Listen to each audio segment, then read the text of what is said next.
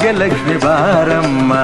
ಕಾಲಲ್ಲಿ ಕಿರುಗೆಜ್ಜೆ ಘಲು ಘಲು ಎಂದಾಗ, ಕಾಲಲ್ಲಿ ಕಿರುಗೆಜ್ಜೆ ಘಲು ಘಲು ಎಂದಾಗ, ಮನೆಯಲ್ಲಿ 100 ವೀಣೆ ನಾದವೊಮ್ಮೆ ಚಿಮ್ಮಲಿ.